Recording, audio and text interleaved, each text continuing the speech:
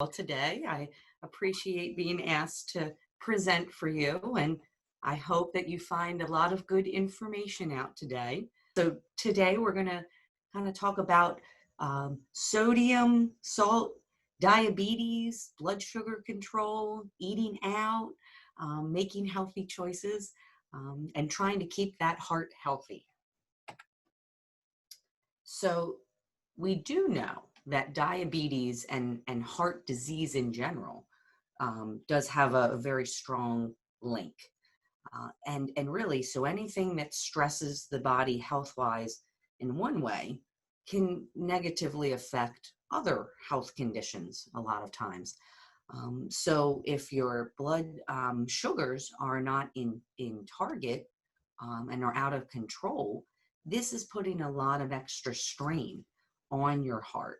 And so if you have the two diagnoses of diabetes and heart failure, one of them being not well managed is going to make it very difficult to keep the other one managed well. So this is where the good news in terms of diet is that typically what you do to keep one health condition in check is probably good for the other health condition too, and vice versa. So it doesn't always mean a certain set of recommendations for blood sugars or certain recommendations for people who have heart failure. But we'll talk about the real specifics as we go forward here. And both of these health conditions have a lot of dietary implications. And so we're going to really talk about, okay, so it's good to watch sodium, it's good to eat healthy carbs, and how do we balance our plate and make sure that we get all of the nutrients and vitamins and minerals that we need, but still keep our dietary restrictions in check. So as many of you know, salt or sodium, so they are interchangeable, that this is the hardest thing in terms of heart failure. So the extra fluid, extra work on the heart, it has to pump harder. So we really need to think about, and as a country, we all take in a lot of sodium. And so even people that don't necessarily have a diagnosis of heart disease or heart failure, we all really should be watching our sodium intake for many different reasons and to try to keep our hearts healthy for a longer time. So the first thing with sodium or salt reduction is if you still use it on the table. So if the salt shaker is still on the table when you go for your meal, that's the first place. The biggest impact you can make is to not add salt after the food's already prepared. And this is mainly because many Americans get a lot of salt already in prepackaged foods or prepared foods. So if we add more salt, it really is increasing what's already probably a high salt content to start with. So if you take that salt shaker off the table, that will help. We are looking to shoot for less than 2,000 milligrams of sodium a day. And even as a dietitian, I will be honest and say that is not the easiest thing to do.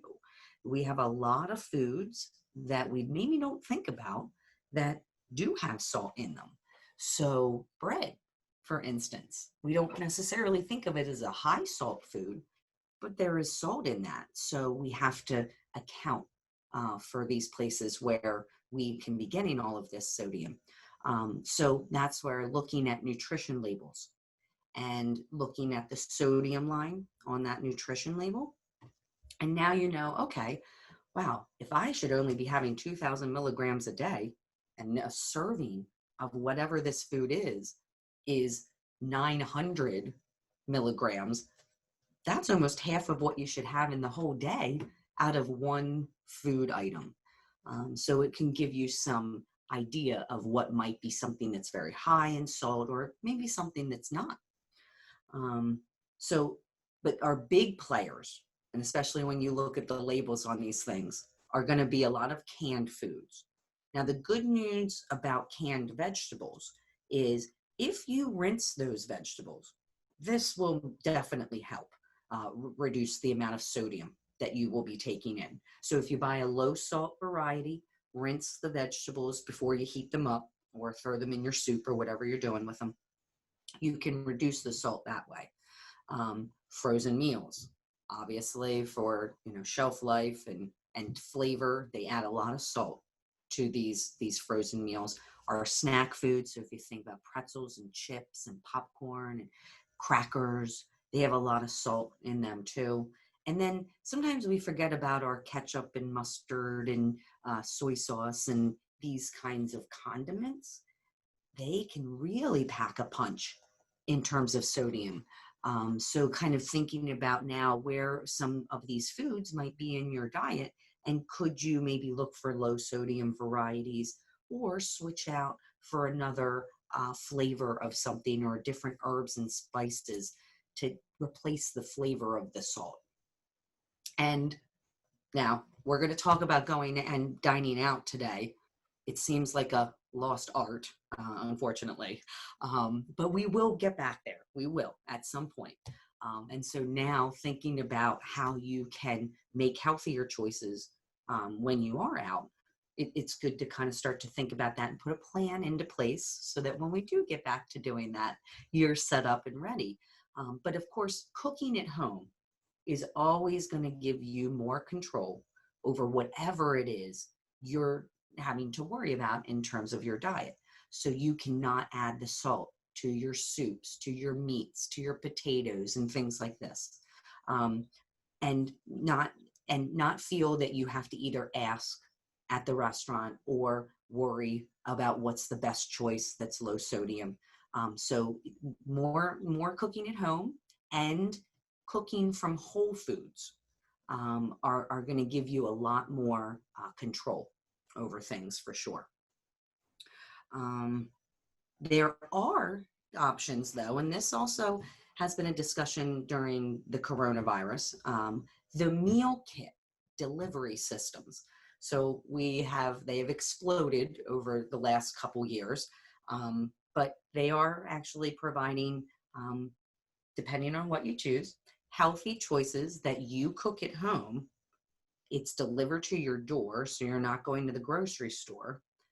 And typically these meal kits will provide you however much of those ingredients you need just for those 2 or 4 meals. You get to usually choose how many meals, but I lost my train of thought. Oh, the healthy choices, you're going to get those ingredients that you need, and you won't have leftovers of maybe foods that you don't typically use, you'd like to use, but any leftover might sit in the fridge and go bad. So I did some research, and a couple of the better choices in terms of the meal kits where you get the option of looking for maybe low calorie, low carb, heart healthy options. So Home Chef is a nice one. Freshly, so Fershly, and then Purple Carrot. Purple Carrot is a plant-based meal kit delivery system. So if you've talked to any dietitian in the last year, you probably heard the words plant-based out of their mouth because it's a huge push right now because of heart health, better fats, things like this. So that Purple Carrot delivery system, that would be something that would more be meatless meals, plant-based with beans and vegetables and things like that. So those could be some ideas.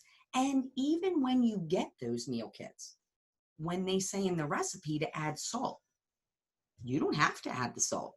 So you can reduce even the sodium content that they may show by just not adding the salt in all the different places that they might recommend it. So that could be an option too, for cooking at home. Okay. So here are some ideas for other herbs and spices that you can use to maybe replace that flavor of salt that you might look for in certain foods. So lemon and garlic and rosemary and thyme and all of these different things. You can even go online and search best herbs for whatever kind of maybe vegetable or meat that you might be using, and the herbs that will really help enhance the flavor of those foods without salt. Give yourself time as you adjust and cut back on salt. Initially, yes, you are going to maybe crave it a little bit, maybe think things taste very bland without it. But if you give it time, you will start to become the person who says, oh, it's so salty. And when you eat it, you say, too much salt. This isn't good. But it just takes a little time for our bodies to adjust to that. So give yourself some time of changing that. Again, fresh homemade foods from whole foods, so whole fruits and vegetables and grains and beans, instead of maybe looking for prepackaged foods to start meals. There's some guidance here on if you are going to use a frozen meal, what might you want to look for on the label. So sodium in frozen meals, excuse me, again, can be upwards of 1,000 or more milligrams in just that one little meal. So if you look for something that's less than 750 milligrams, so anything that's over 750 milligrams for the serving would be starting to get a little bit high. So lean cuisines, smart ones, healthy choice, and healthy choice has come out with some newer options in terms of some grain bowls that are plant-based and not necessarily meat sources. And they really, all of those meals that I clicked on in those different brands, for the most part, they were under 700 milligrams. So you have some variety there if that's something that you might use in your diet. The snack foods, all right, under 250 milligrams per serving. And so that's where I also want to remind everybody, when you look at a nutrition label, you have to remember that that is information for just one serving of that food. And a lot of our packaging can be very deceiving, and you think it looks like it might be one serving, but it's two, or what I love is 2.5. They really couldn't make it either 2 or 3. They had to throw the half in there. But you have to remember that if you then eat that whole package may be more than one serving. And so then that would mean that you would have to multiply that sodium level that's on the nutrition label. So just make sure that you look at your serving size when you review your nutrition label. And then, of course, put a little plug in. You can always work with a dietitian for like 1 or 2 visits even. It doesn't have to be necessarily something that's repetitious, but just sit down and really get some ideas with what foods you like and what is your normal routine and your favorite foods and what could be alternatives and ways to reduce sodium in your diet. So my bio said, we in Chester County Hospital's outpatient nutrition and diabetes program, we'd love to work with anybody who has to make changes in their diet for whatever reason it might be. So consider, maybe giving us a call and seeing if you'd like to have a visit. We are doing telemedicine visits. So we'd love to have you if you're interested. Okay. In terms of snacks, some other ideas. Maybe go to more whole foods for your snacks, like Greek yogurt and fruit, or cottage cheese. Self-made snacks, like maybe roasting your own chickpeas. So not adding salt, but maybe using some other flavorings. Like if you like things a little spicy, you could put a little paprika or cayenne on those and roast them. And that might be a nice low sodium snack idea for you. All right, so that's the sodium. Now we're going to talk a little bit more about the carbohydrates and blood sugar and diabetes. All right, there's a lot of information out there, not always the most sound, but a lot of information out there about carbohydrates. It is a big word in the diet world, and unfortunately, carbohydrates have gotten a bad rap. Everybody thinks carbs are bad. Well, I'm here to tell you that's not true. So actually, in terms of blood sugars, our body likes to use sugar as an energy source. So it is our most efficient energy source for our body. And so the problem with diabetes is not actually that sugar in your bloodstream. It's actually more of insulin. So the insulin is a problem, and insulin is what turns the sugar into energy. So the sticking point with diabetes is not that you have the sugar in your bloodstream, but more so that the insulin isn't doing what it should to turn it into an energy source.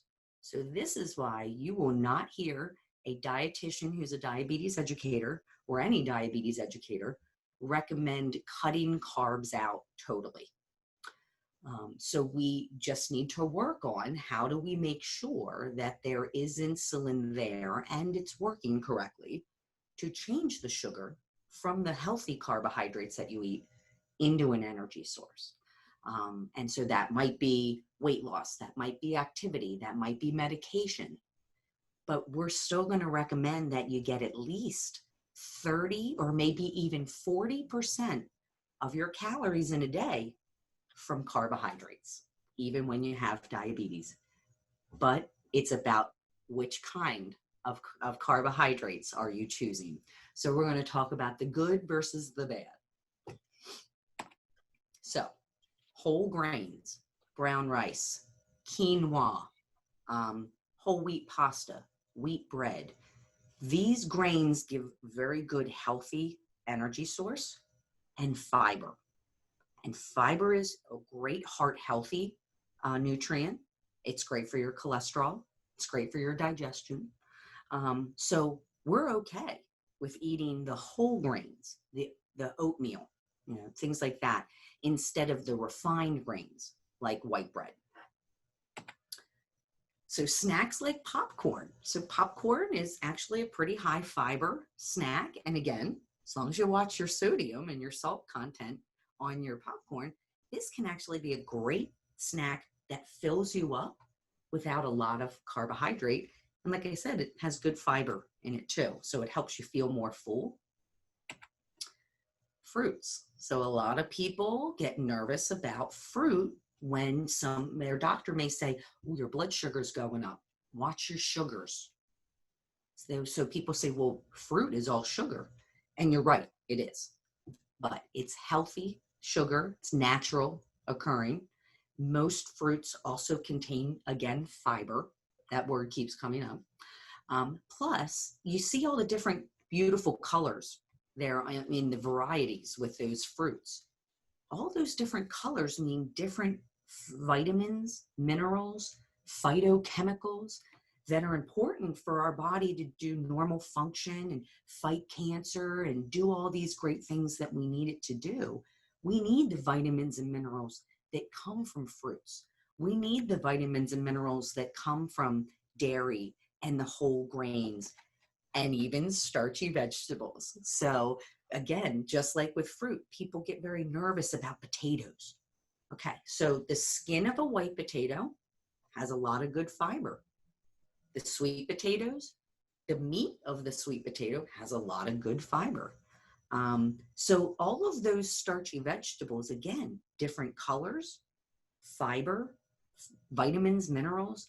And so these are the carbohydrates we're going to recommend you do still include in your diet. And we just spread them out through the day. Not have big portions of them at one time, not have a lot of like the pasta meal.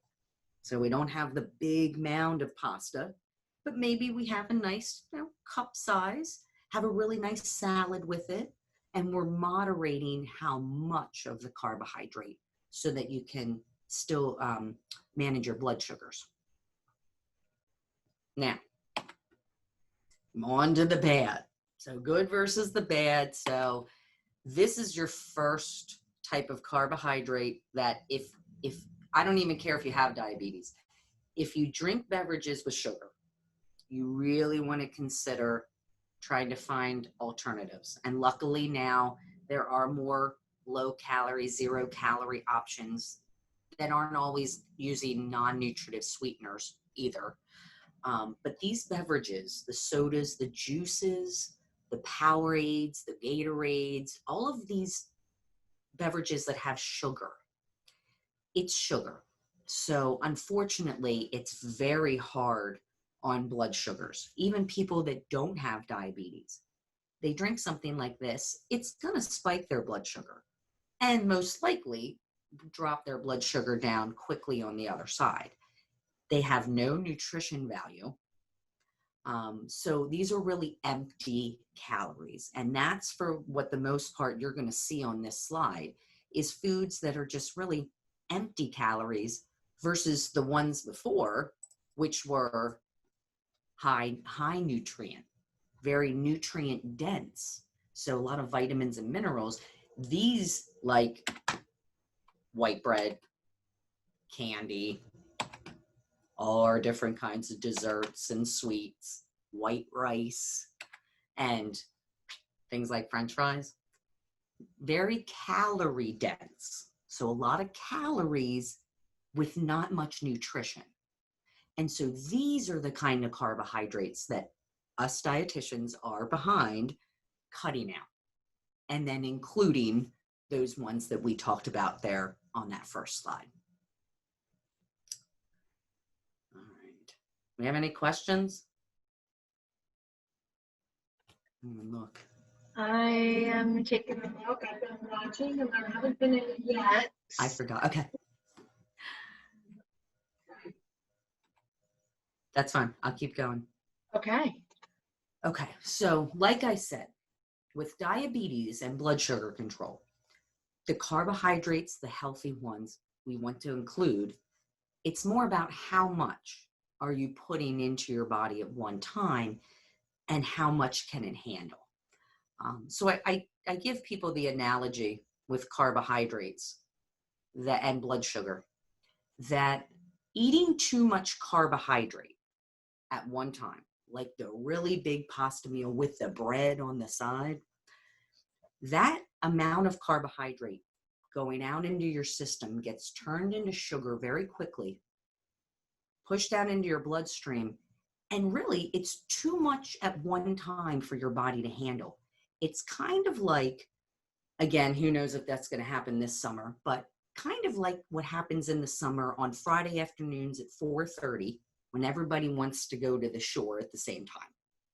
So everybody leaves at the same time to go to the shore and we get traffic jams. We get backups on the road. Eating too much carbohydrate at one time is really that same concept of just too much demand on the body at one time, and it just can't handle it, and your blood sugar then rises too much. So spreading out, not having a lot of carbohydrate at one time, but maybe having a small amount and a couple hours later having a small amount as a small snack, and then a couple hours later another meal.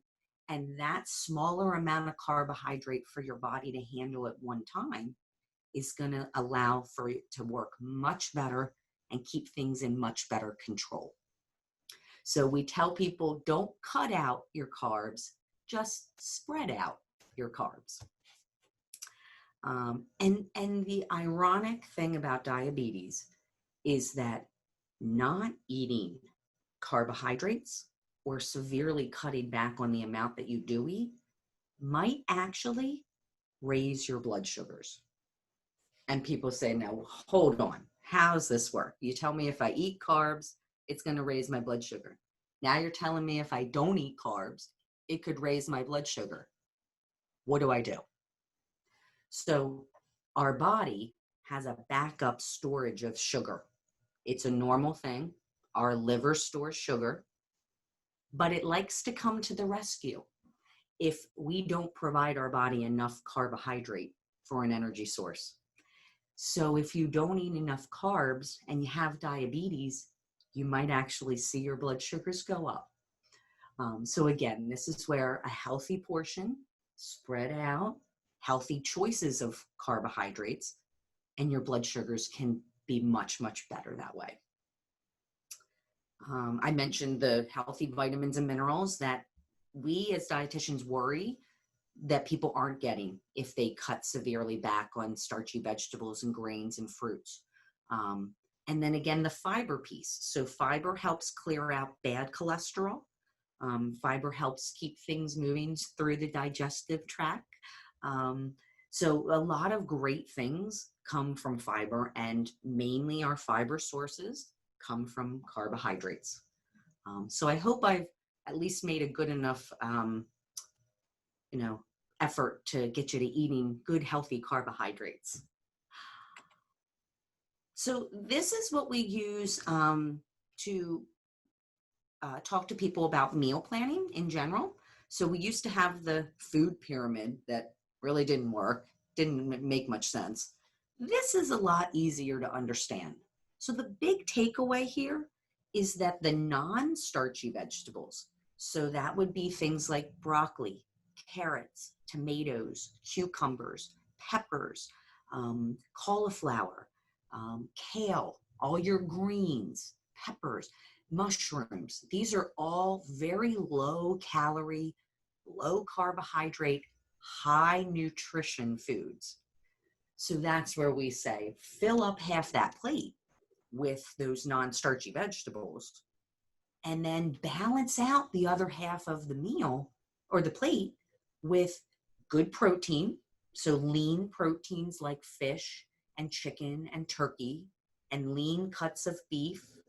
Um, and then also make sure there again is some kind of a carbohydrate or a starch.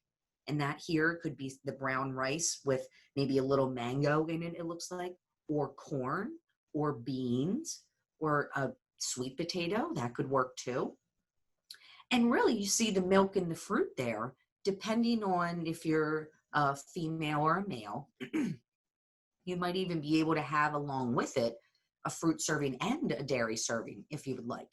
So that is a great start to kind of visualizing your plate and thinking about how you can portion it out.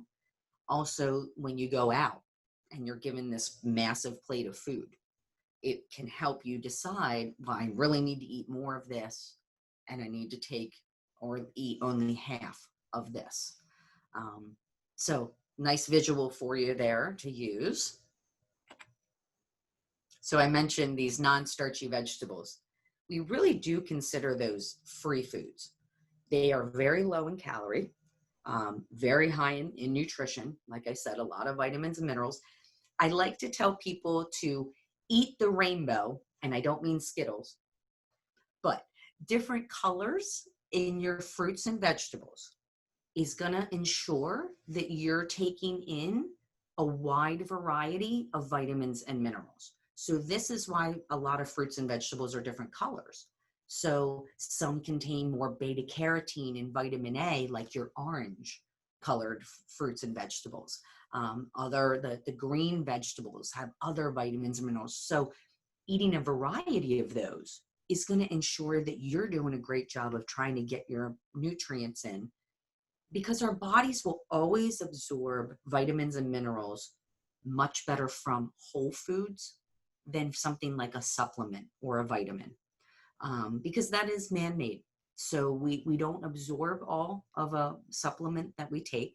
A lot of it can kind of pass through, but we will absorb a lot more from food sources. So vary up your colors, and you're going to be doing a great job at getting a lot of great vitamins and minerals.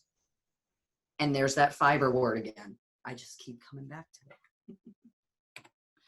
All right, so here's the big one that, again, we can plan on for the near future, hopefully. I just read an article before we jumped on here that some restaurants are going to start putting some mannequins in their restaurants to help people feel like they are eating with other people, yet still socially distancing. I don't know what the answer is, but so one of the two biggest things when we go out is that foods prepared in restaurants have a lot of calories because they use a lot of fat sources, and fat has a lot of calories to it. And then of course the sodium, because Americans love their salt. And so chefs know this and, kind of play on that. So fat is where some of these entrees, if you actually are given a calorie content on some of these entrees, they could be your total day's worth of calories. So 1,800, 2,000, 1,600, men and women are typically somewhere around that for a total daily calorie intake. Some of these meals can be 1,800 calories alone. And this is because they use a lot of butter and oil and cheese and sour cream. And then, of course, frying foods increases the calorie content because of the frying and the fat. So when you see these descriptors, know that it means your calories are going to tremendously be higher than something that doesn't have a lot of these types of foods included in it. So in terms of salt, we need to think about some of, again, our condiments, our sauces, the type of meats. So the pickles and the olives have a lot of salt. Mayonnaise is a lot of fat, so that's calories. We know bacon is both fat and salt. So if you see descriptors again like this, know that it's going to really increase your salt and fat content. All right. So here's a tactic for both salt, but you can also do it with fat too. You can save up, if you will, save up the sodium milligrams. So let's say you're going out and you know that the meal that you get, whether you try or not, is going to be high in salt. The other meals of your day, which we still recommend you have so that you have, a pretty normal appetite when you get to that meal out at the restaurant. But your other meals that day, try to make low salt to compensate for the higher sodium that you'll probably be getting in that meal. So you can kind of go low salt and low fat the rest of the day to help make sure that you still achieve your goal of staying under 2,000 calories or 2,000 milligrams of sodium, or whatever your calorie allotment would be. So some more specific, obviously Asian food can be very high in salt. So you really would want to try to order made to order, like asking for what you want. Now, interestingly enough, I have there, could miso broth be okay? So typically most soups and most broths have a lot of sodium in there, and miso is no exception. But just back in April, on a website called nutritionfacts.org, so government website, a Dr. Michael Greger, who's pretty well known in the nutrition world, very outspoken about plant-based diets and healthy nutrition.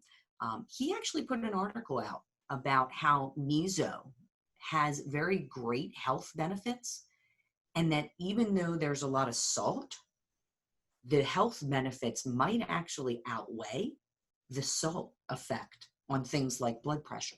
The big piece was a talk on maybe a possible cancer fighting, that the miso has, a cancer fighting agent, so that the sodium might not be such a big deal. But even with blood pressure and heart health, they're even saying that the health benefits may actually outweigh the risks with miso. So keep your ear to the ground if you're an Asian fan, if you're an Asian food fan, that you might actually be able to have something like that. Now, interestingly enough, Mexican foods, so tacos, burritos, tostadas, typically can be a little bit lower in sodium.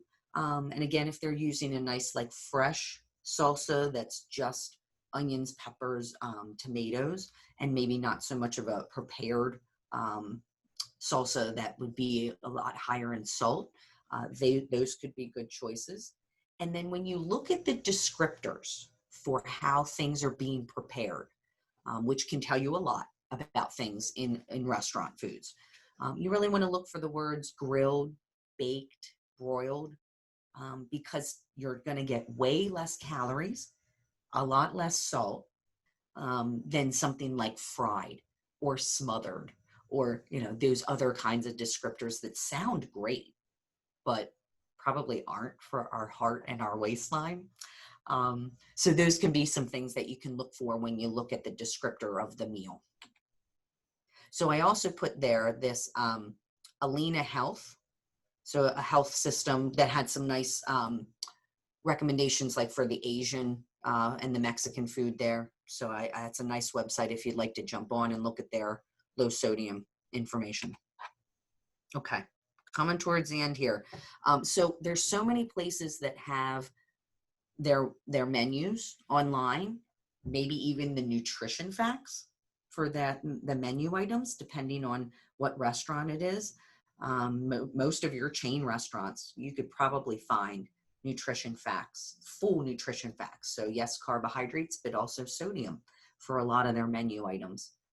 And then if you can't find your local favorite restaurant, you can still maybe look at some of the menu items of restaurants that are online and just get a sense of different meals and maybe how much sodium they might have in them. And most likely at your favorite local restaurant, it will probably be pretty similar. So you can at least just get an idea. Sometimes menus are even indicating. So like I mentioned, the meal kit delivery, when you look at the meals available for that week, typically they'll have little symbols, like a little bread symbol, which means it's actually low carb, or a heart symbol, which means it's low fat, low salt. So kind of keep an eye out for those. Ask for what you want when you're at a restaurant. So 12 years ago when I started teaching classes and telling people, oh, just ask for things on the side and ask to have this changed. One of my classes had a chef in it, and I got a nasty look from him. And I said, what's wrong? And he said, all you people and all this changing of stuff. Well, 12 years later, I can tell you that most restaurants are going to be okay with you asking for what you want. And they just hope that they can provide that for you and that you come back to their establishment. But yeah, ask for things on the side. Ask for if they can substitute out things. Most restaurants are very happy to do that. And then some tactics to reduce portion size. So that's, again, one of the biggest things. Portion distortion, we like to call it as dietitians, that we 25, 30 years ago had a more reasonable idea of a serving size of something. And now it's quadrupled. And that's what we think is a normal serving size. So one of the things we need to do at restaurants is reduce how much we eat. So you could always, instead of having the meal, you could always look at an appetizer, or sometimes they call them small plates on these menus now. They are going to be a lot less calories than a full meal. Maybe split a large meal that you know is just way too much for you. Split that with your companion. Or when you order, if you know that it's going to be too much and you want to make sure that you don't overeat, ask the waiter or waitress for a box when your food comes. And so when your food gets there, you portion out what you know is reasonable. The other portion goes in the box and you kind of forget about it and you can finish what's on your plate then. So it really can reduce how much you end up eating. So actually start the process of eating and getting the stomach a little full by having some salad with like an oil-based dressing like vinaigrette or oil and vinegar or balsamic vinaigrette, something like that. So those veggies can actually start to give some bulk to your stomach. So when the meal comes, you actually have started to feel a little fullness, and you feel full faster than when you're eating your meal and you may not eat as much. Putting your fork down. So we are such a rush society that eating is something you do when you do something else anymore. And we don't pay attention to what we're eating and how it tastes and how it feels and the pleasure that we get out of eating something. And if we do that, if we slow down, if we take the time, we will feel full faster. We will feel more satisfied with what we're eating. So that's where don't do put the fork down, take a sip of water, talk to your companion, and then go back, and you're going to find that you probably will eat half of what you normally would have if you give yourself the time. All right, so if you're having, let's say somebody's having a party, or if you're having a party, make sure what you provide has a lot of great health benefits, a lot of vitamins, use fruits, use vegetables, go low salt. because probably what other people will bring may not take those things into account. Or if you're going to someone's home, offer, oh, can I bring a side dish? And make sure that it's really good vegetables or a nice fruit salad or something like that, where it's not high in salt, it's going to be really good nutrition, and you can at least eat that without having to worry about how much salt am I getting, how much carbohydrates am I getting. You have a lot more control that way. All right, so last slide before questions. I like to do the choose more, choose less. All right, so all of your proteins, again, think about your leaner proteins. All right, fish, pork tenderloin, a piece of meat, steak that has no visible fat around the edge, chicken, skinless chicken, all good choices, versus the bacon, the sausage, the bratwurst, the pulled pork, very high in fat. All right. Again, we talked about kind of descriptors on how your food is prepared: grilled, sauteed, roasted, steamed, baked, versus fried, extra crispy, smothered. Yeah. Of course, if you're looking for something sweet, doing something with fruit is going to be a much better choice. Fruit-based dessert. And staying away. So juices, again, yes, it comes from fruit, but it has added sugar. And so it's really not just eating a piece of fruit. And you lose the fiber in the juice too.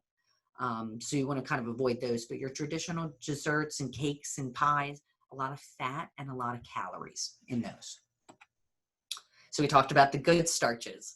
So the sweet potato, the brown rice, the wheat pasta. So if a restaurant has the wheat pasta option, choose that.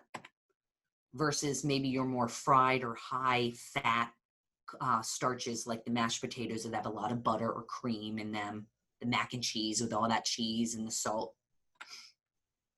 Talked about oil-based dressings, maybe light sauces, versus the ranch, the blue cheese, soy sauce, very high in salt, butter and sour cream, a lot of calories there.